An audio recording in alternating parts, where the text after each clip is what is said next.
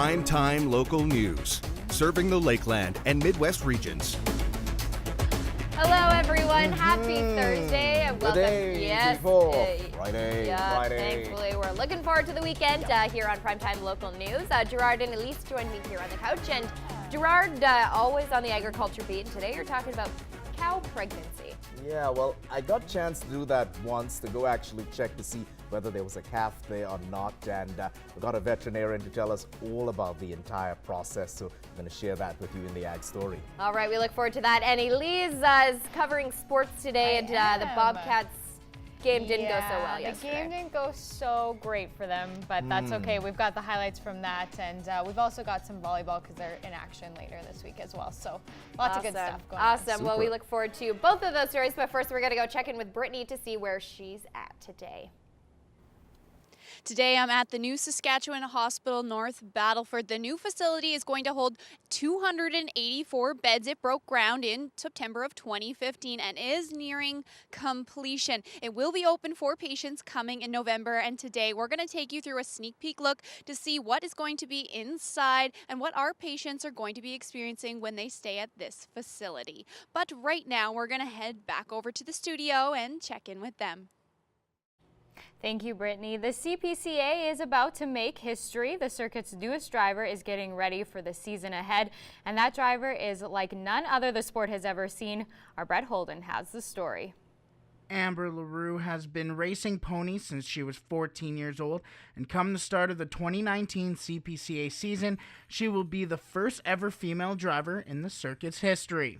It's been a long, I've been at this a while. I've ran pony trucks for 10 years.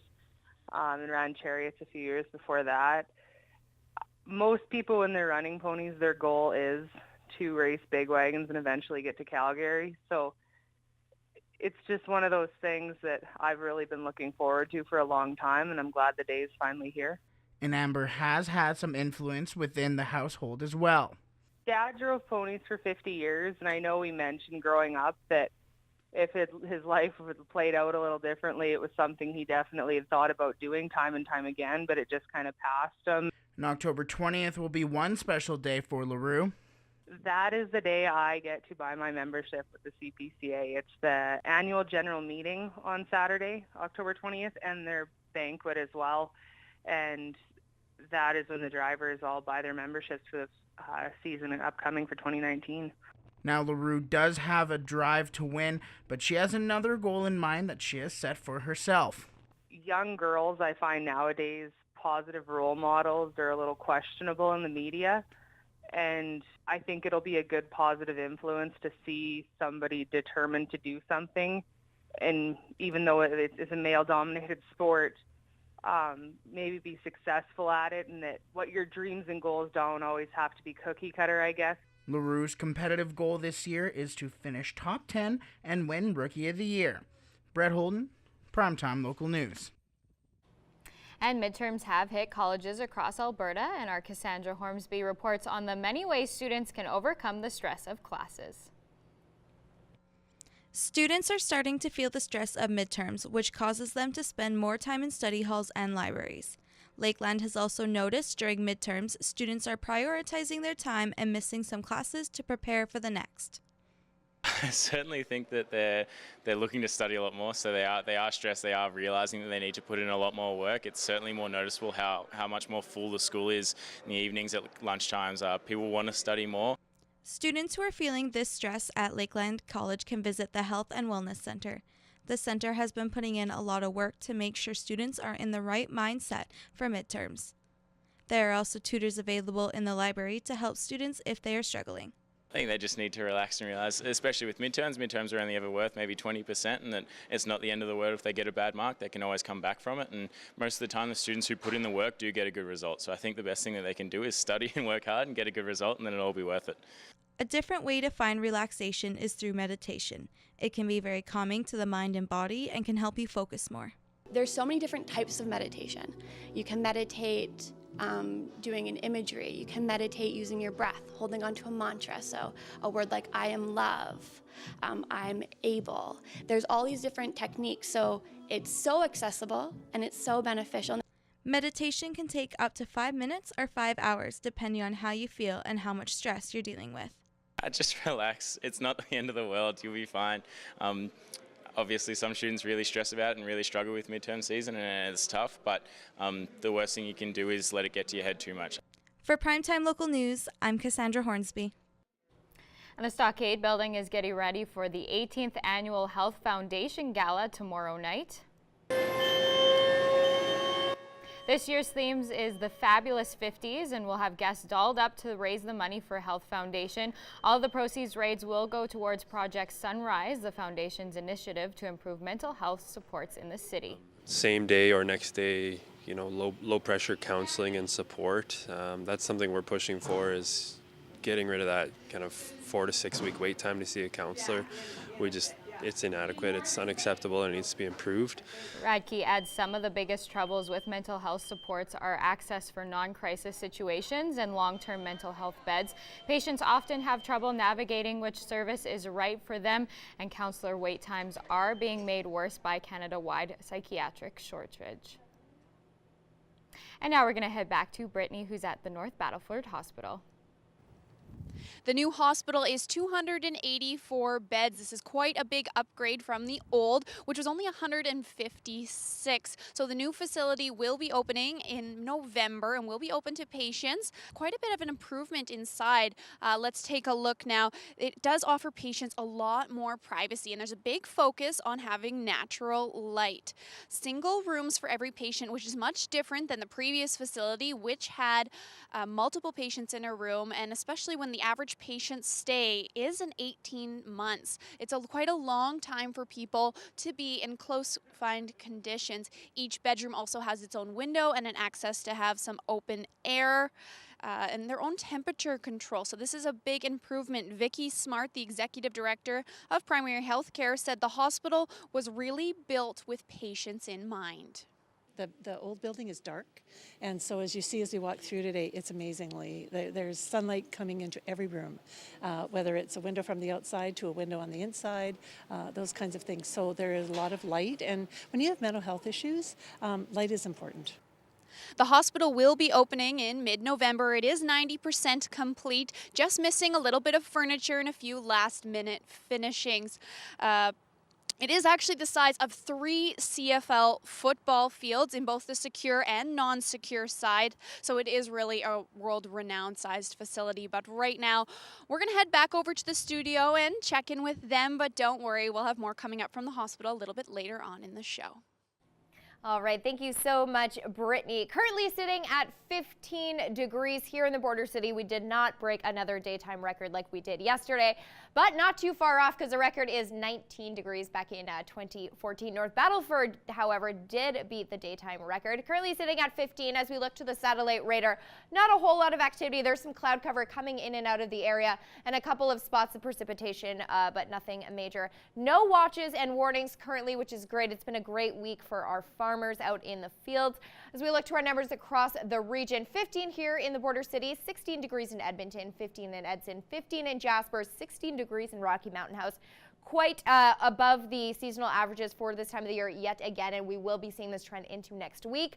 15 in North Battleford, 16 in Saskatoon, and that's the same number in Melfort, 15 in Prince Albert.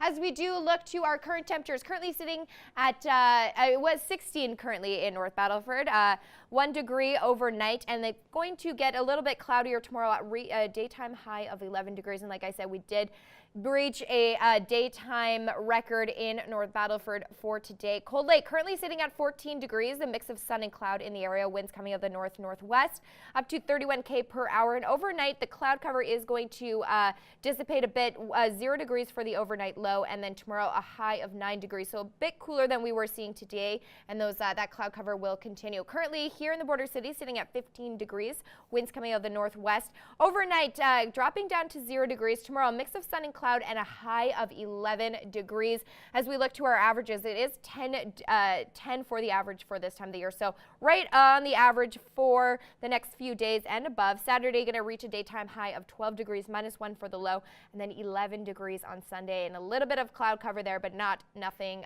really to worry about. But I have some good news. This warming trend is going to stick around, and I'll share those details for you just coming up later in the show.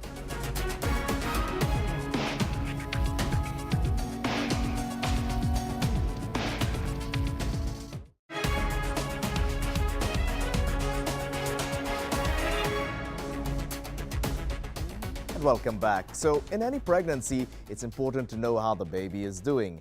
A local vet is stressing the importance of preg checking in cattle. Now, some of the images in this story may be of a sensitive nature.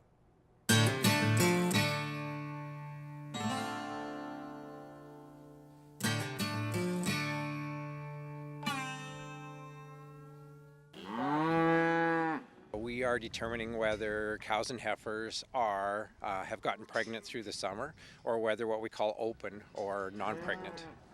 Dr. Darrell Hanley, who is one of the partners at the Lloydminster Animal Hospital, says producers, especially on the purebred side, will want to know whether their cow is having twins, or even around the 60 to 90-day gestation, whether it's a bull or a heifer. Preg checking it's economical. The reasons behind the advantages of preg checking to find out whether they are carrying a calf is that it's expensive if they're not. Cows, heifers are an investment, and if they're not going to give us a calf in the fall, which we can make money on, then we're feeding them through the winter. We're having to breed them again a year later. On average, feeding a cow through the winter is going to be $500, $600, $700 that we would spend, and they're not even pregnant, waiting for a chance to breed them a year later. At $800 to $1,200 a calf for fall sales, it's not economical to run an operation with cows that are not producing calves. Veterinarians will physically check for a calf as well as use ultrasound technology. We can find things like an abnormal pregnancy, we can find infections internally, we can find tumors, something wrong with the ovaries, and so there's lots of other things that we can determine, not just whether or not they're pregnant. Your vet can find what's called free Martins. That's where there's a boy-girl twin. Dr. Hanley says there's an 80% chance the female calf won't be able to reproduce. Back to the economics, producers may keep an open cow for another reason. Unless they're an expensive purebred animal that may be worthwhile keeping. On the commercial side, when they're not purebred, it doesn't make any financial sense to keep them for an extra year to breed them a year later. These Black Angus and Speckled Park in particular produce good marbling and are on track for spring deliveries. She could be as early as April 12th. Gerard Lampow, Primetime Local News. This Ag Report is brought to you by the Lloydminster Co-op Agro Center. Depend on them for product, tools, and expert advice. Shop at your local Lloyd Co-op Agro Center with branch locations in Lashburn and Neilburg. And before we check those ag prices, of course, Elise will be in next with a look at the world of sports. So let's check those ag prices.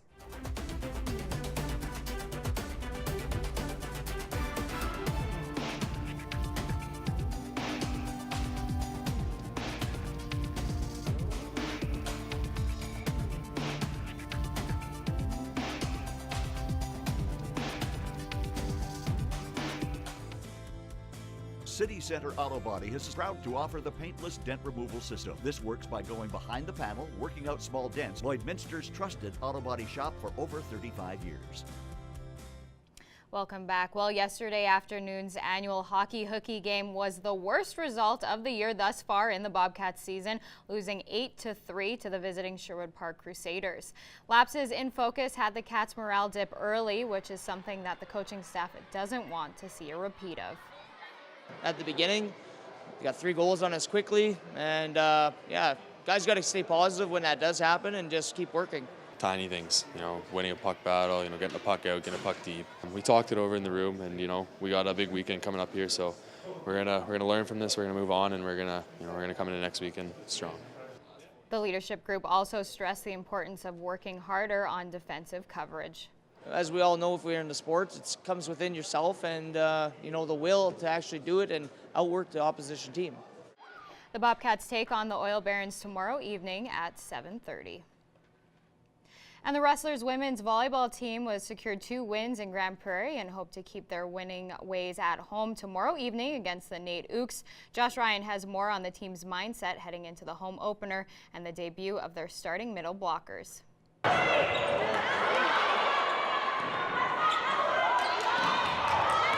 Last weekend had some rough spots, but the defending champs got their desired result on a road trip that's given them more struggle than any other program in the ACAC. It wasn't comfortable. It didn't feel good, but they battled and they found a way to win, and that's what's important. The victory was particularly encouraging for the team's starting middles, Avery Maginel and Brooklyn Bame, who've taken over a position that Lakeland has dominated in the past 3 years. I think we're both pretty nervous, but it was exciting to get out there and just work with the team and work through our system. Improving first contact and what to do if the first contact is poor is the focus this week in practice. Not everybody's ball control is the best, so I've been working on bad ball and everything like that just in case that's out the door.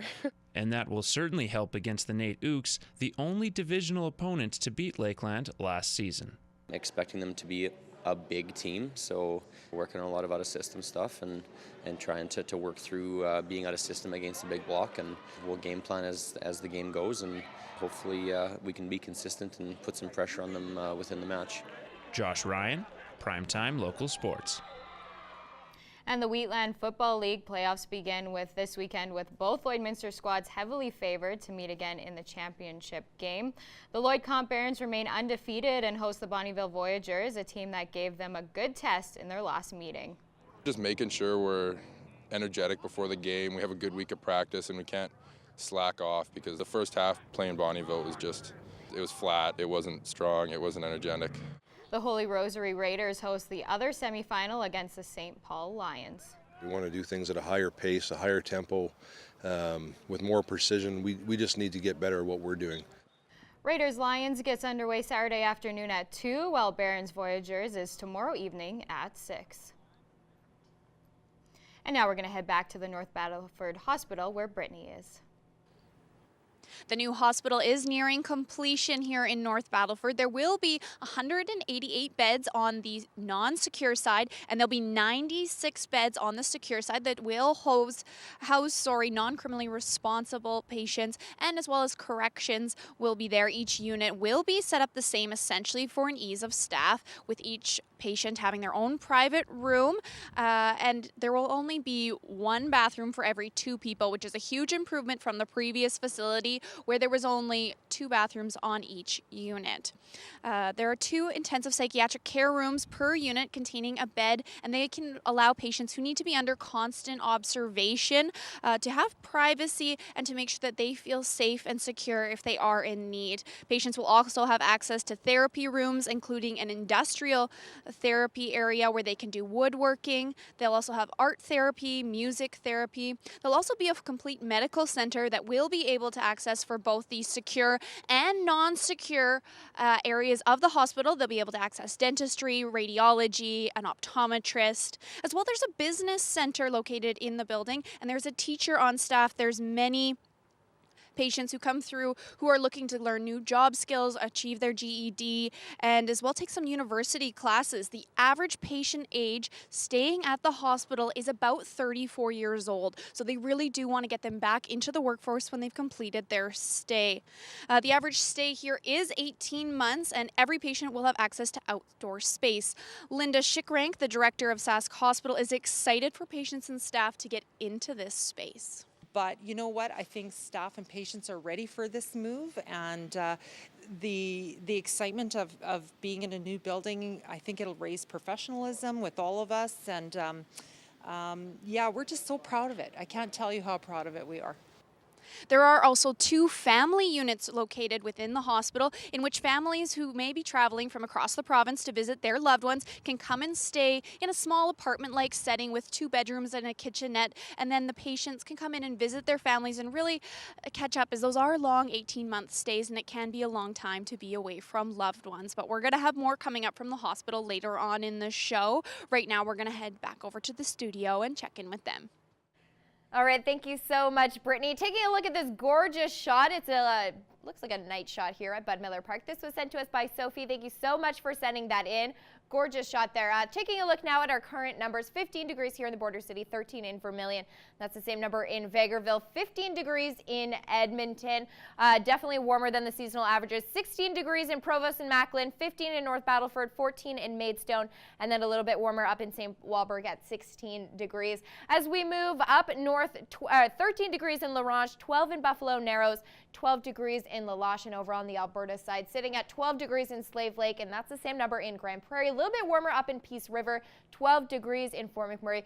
The averages for this time of the year are about 10 degrees across the region, so we are warmer than those numbers significantly. 18 in Medicine Hat, 20 degrees in Lethbridge, so very warm as they were seeing yesterday as well. 21 in Estevan.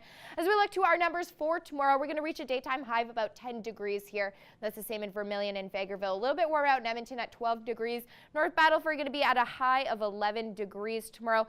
For the kids heading off to school, but going to be a little bit cooler than we are seeing the last couple of days. So 1 degree at 8 a.m., 3 degrees by recess, warmer up at 6 degrees over the lunch hour, and then 10 degrees while we head home.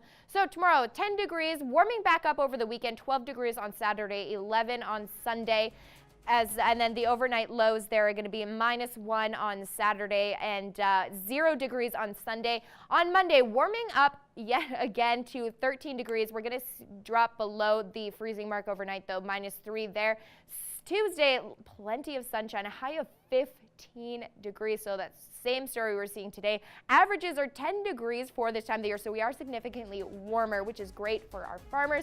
Wednesday, clouds are going to start to roll in, but we are still going to be seeing a daytime high of 15 degrees, 1 degree for the low there, and then on Thursday, a high of 8 degrees and 1 degree for the low. So good numbers all around. We are going to see that warming trend continue into next week, which is really great news for everyone, but especially for our farmers. And now we're going to head back over to Brittany, who is at the North Battleford Hospital.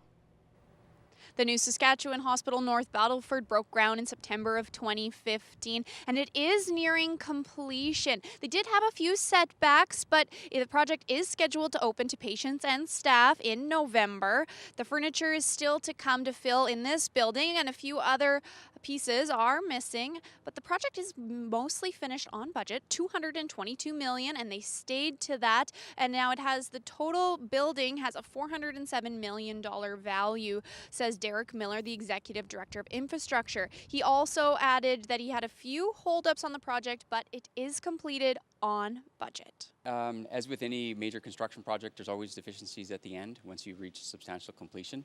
And you'll see here today walking around, there's still some construction workers tidying up a few things here and there, and they're basically working through those remaining items right now. And they should be wrapped up by November so that we can follow on with the move-in of our patients.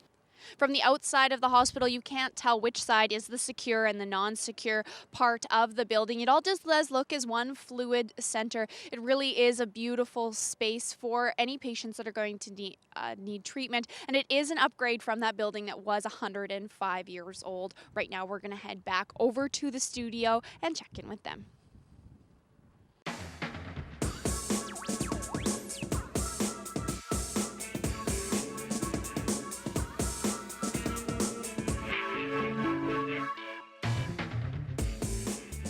All right, well, today's question of the day stems from an experience Lise and I had last night. We ordered some food. They forgot part of the food, and we didn't realize until we got home.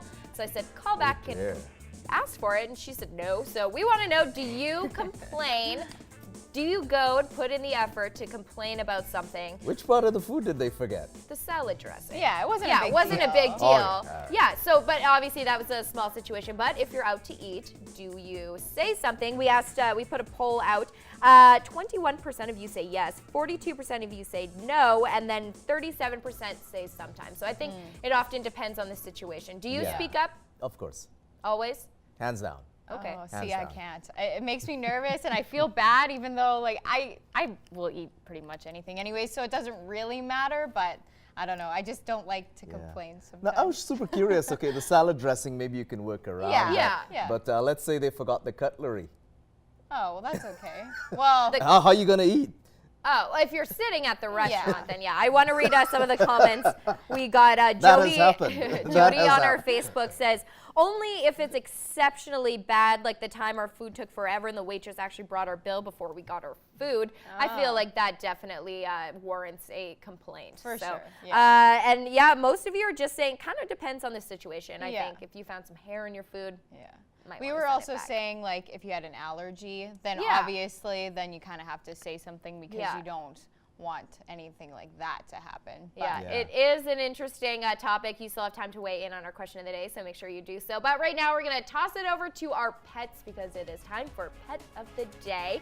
Let's look at these guys. This is Pepsi, very photogenic cat there that was sent to us by Alicia. And then we have Winston. Aw. Winston looks like a really good boy. Winston's so dapper looking. Very dapper. That was sent to us by Kristen. And then we have Nova. That is a great shot. That was sent to us Seriously. by Kate. Really adorable there. And then we have Blue and Mickey.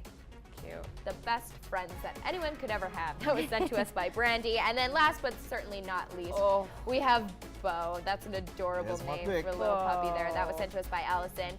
And then I think, yeah, that's all we have today. Well, we do show our pets of the day every day. So if you have a pet, make sure you send us a photo. Make sure you do include their name. And if you do see them here on Primetime Local News, you will then be entered to win a gift card to PetPad, which we draw for every Friday. We want to see your pets. Send photos of your pet and their name to our Facebook, Twitter, or Instagram to have them featured on Pet of the Day. Your name will be entered into a weekly draw for a gift certificate from the Pet Pad.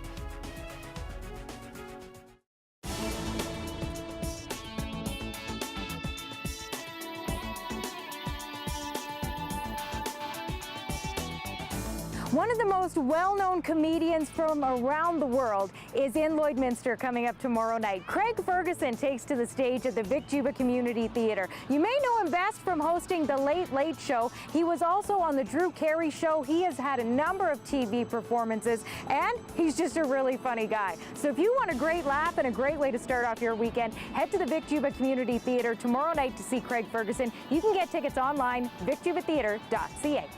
Pick up your tickets now so that you're in for Oktoberfest coming up next Friday night at the Lloyd X Grounds. It's being hosted by the Lloydminster German Heritage Society. Just imagine delicious sauerkraut, schnitzel, a whole lot of great music from the Emeralds, and the Concordia Alpenrose dancers will be there as well to entertain you. Pick up your tickets right away. You can stop by Cliff Rose for Clothes in downtown Lloydminster to get your tickets. We want you to start off your weekend by winning. We've got a copy of the latest album from Post Malone. It includes his huge hit, Better Now. If you want to win a copy, it's really easy. All you have to do is email your name and daytime phone number to tvcontests@newcap.ca. We want to say thanks to John at Universal Music Canada for setting us up with the music. And fall supper season continues this weekend. Coming up on Sunday, the Milliton Hall is hosting their annual Swedish Smorg. They'll start serving up at 4 o'clock. Well, whatever you choose to do this weekend, I hope you have a great one. I'm Heather Klegus, and that's what's happening. The 284-bed facility is nearing completion. Very soon, patients will be moving into the hospital here.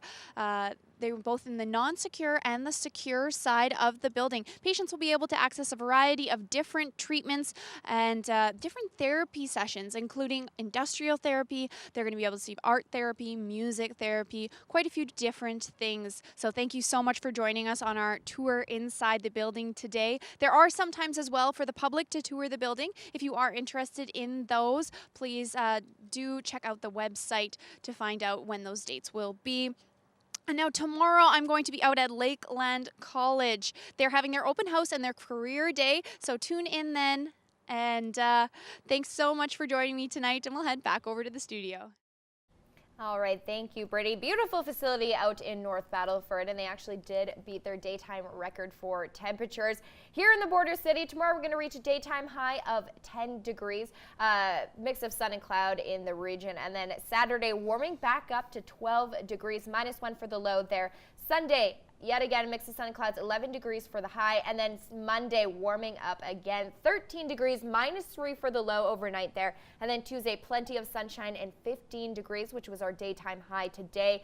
feels quite nice in mid-October. And then Wednesday, 15 again. We are going to see the clouds come back in. 20% chance precipitation as the winds blow out of the west-northwest there. And then Thursday, high of 8 degrees, so we are going to dip down just a little bit. But the averages for this time of the year are 10 and -2. So we're not doing too bad, and I don't think our farmers are complaining because they're getting back out in the field. A lot of them are saying our prayers have been answered, so that's nice to see. And well, our question of the day today was, do you complain while you're out at a restaurant? And most of you are saying no. Elisa, she gets too nervous to complain. Not at all. You wouldn't. It'd No, have to unless be really bad. Yeah, it'd have to be really bad. And I think I did serve for a while, and so I just know, and everyone should complain for sure. Like if you don't like your meal, you definitely should. But I just, as a server, when someone complains, it just throws your whole day off, and you feel so bad, even though you didn't like maybe have the mistake. It's just, I don't know. So I just tend to let things go for the most part. Yeah. But then you're just not happy, and then I don't know. Most of you are saying no.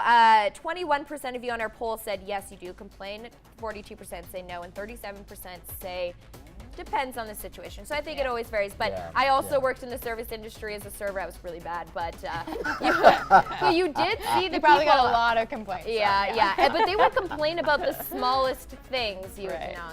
Anyways, but make sure you answer our question of the day. We ask one every day, but that's where we're gonna end it for tonight. We'll see you right here tomorrow for Friday. Good one.